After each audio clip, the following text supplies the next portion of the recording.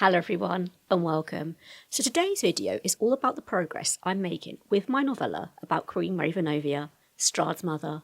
Considering it's NaNoWriMo, I thought, what better time is there to start a new project instead of focusing on a sci-fi novel I'm already writing? My plan for Ravenovia is that it will be a novella.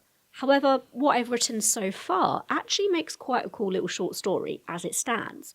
So at the moment I've written around 2,500 words across 5 chapters. I've given myself a target of 500 words per chapter so that the pace is nice and quick. I've also brought in a new character who isn't in Strahd lore. Her name is Anna and she is Queen Ravenovia's lady-in-waiting. Also on that note, what I'm writing about isn't strictly canon. For starters, I'm going with old lore in that Castle Ravenloft was not named after Ravenovia and was already an established institution before Strahd.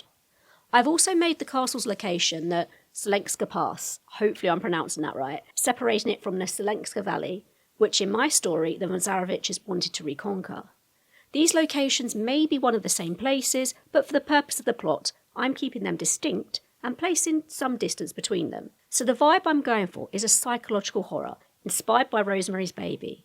The goal of the first few chapters is to start hinting at the menacing events that are about to unfold that will impact poor Ravenovia and, of course, the future baby Strahd. Without further ado, let's begin. Chapter 1. A blood-curdling scream wakes me for the 3rd night in a row. I never had much trouble sleeping before. Anna thinks I'm cursed, and I tell her she's mad. I know she means well, but part of me fears she could be right. Mad Queen Ravenovia, that's what they'd call me, if they could hear me screaming at the top of my lungs every night. It's funny, really. I never encountered a mad queen during my studies. It seems that title is only afforded to the kings. I suppose it's because a mad queen is replaceable. A king is not. Especially one as fearsome as Barov. I still can't quite fathom how the mention of his name strikes fear into the bravest of men's hearts. But he's a von Zarevich, and their bloody reputation precedes them. I try to block out what they say about him, but people talk, and they talk a lot. I have to remind myself that nobody in a position of power got there without using force. Every noble's hands are stained with the blood of those they killed on their way up, in some war or another. Speaking of which, Barov has yet again been summoned. This time he's needed to lead an army into the Selengska Valley, and I'm forced to spend the long winter nights alone. Actually, that's a lie. I'm not on my own. Queens are never on their own. I have Anna, and as annoying as she is sometimes, she is company. I turn from my side onto my back and try to focus on the grand fresco above me, hoping the distraction will make me tired. It depicts a scene within a dense forest. There are deer, wolves and huntsmen. I try to count the birds in the sky and among the trees, each and every one of them. It's not long until I start to feel tired again. That is until a wave of nausea crashes into me and jolts me awake. I jump out of bed and run as fast as I can to the bathroom.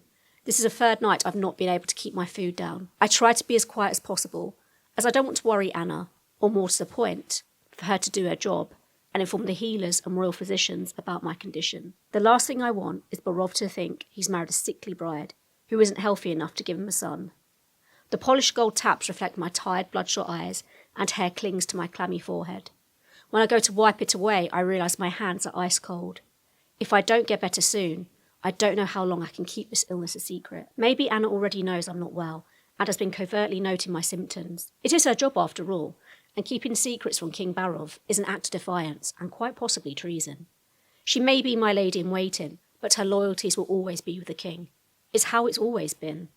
If it wasn't for him, she would have never been working for me in the first place. She and I both know that.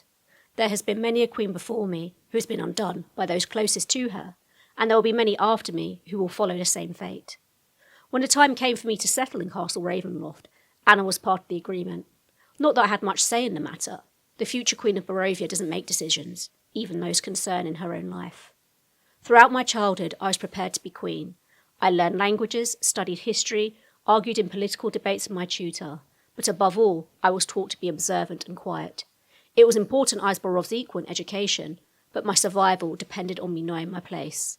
Yes, I'd be a powerful and one day influential queen, but my role above everything else was to be a mother to the future heir of a united Barovia. My destiny is my unborn son. Chapter 2. Ravenovia, Ravenovia, it's time, King Barov is home. I slowly open one eye at a time and see Anna peering down at me. It takes me a few seconds to register what she has just said, as I'm still half asleep and unwell. I can feel a headache coming on, but hopefully after breakfast I'll be fine.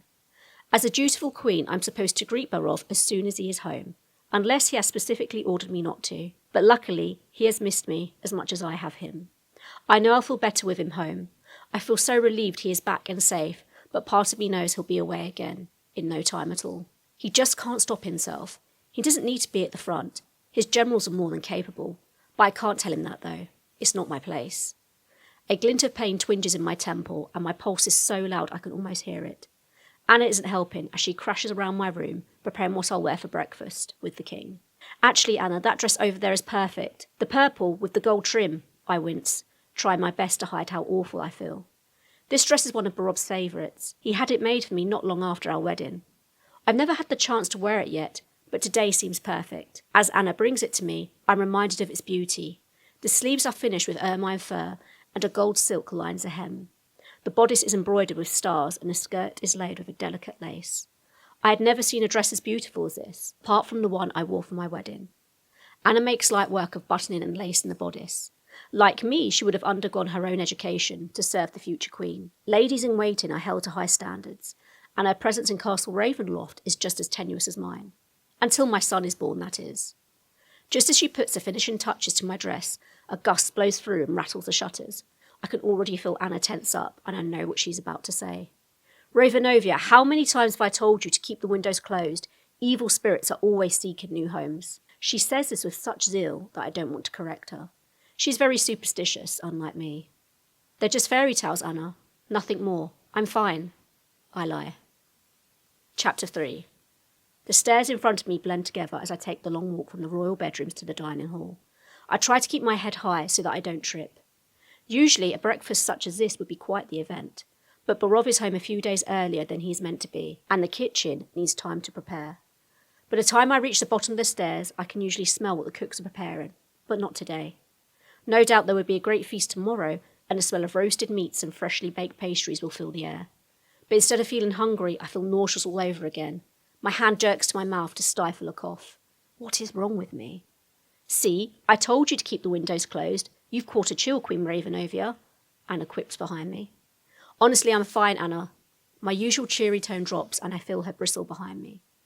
Thank you for your concern, though, but please believe me when I say I'm fine. I soften, to put her a little more at ease. She mutters something I don't hear, and I want to press on it, but we are too close to the dining hall now. The sounds of my steps muffle as we transition from cold marble stairs to plush carpeted halls. Portraits of bygone kings fill the walls, and for some reason it feels like they are closing in on me. The shiny suits of armour I used to feel safe around are beginning to feel oppressive, not protective. I want nothing more in the world to see my husband, but something feels amiss. There is a sense of foreboding I can't quite place, and I don't know why. Last night I would have given anything to have him beside me, but now I'm afraid.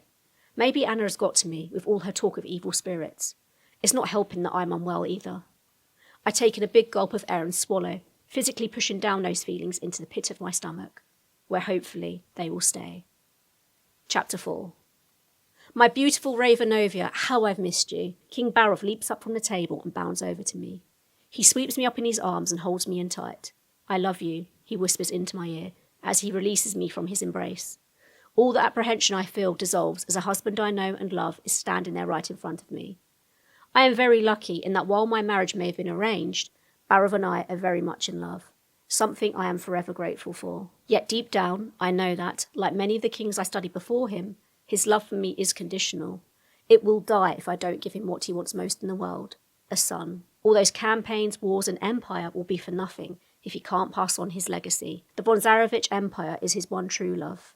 And I know I will never be able to compete with that. But the same is true for every other noble woman, who is vying for his affection and the crown that sits on my head. It's a misery I feel comfort in. King Barov, she is even more beautiful in person, a shrill female voice bellows behind him, and I instantly stiffen. The back of my neck prickles as my body begins to process this darling threat. Who is this woman seated next to my husband? At the head of the table, no less. My heart is racing and I hear my blood pulsing. Yet I smile, as I was taught to. But Barov must notice the fear in my eyes. He breaks my gaze and gestures to the seat next to him. I comply and sit down. Anna then pushes me closer to the table, but before she takes her seat, she places a hand on my shoulder and squeezes it. I think she's trying to reassure me everything is fine. But she is not an idiot, and neither am I. Her survival, like mine, is dependent on the whims of a king. He is beguiling, which is what makes him the ruthless and cruel king many speak of. I've never been on that side of him, and I hope I never will be. There is no doubt in anyone's mind that this new woman is beautiful. She oddly shares some resemblance to me. Her long blonde hair is weaved into braids, though she's much taller than me. I barely reach Barov's shoulders. But she's exactly the same height as him. Unlike my blue eyes, though, hers are a deep purple, almost black. Eyes you could lose yourself in if you looked too long into them. I can see why he's fond of her.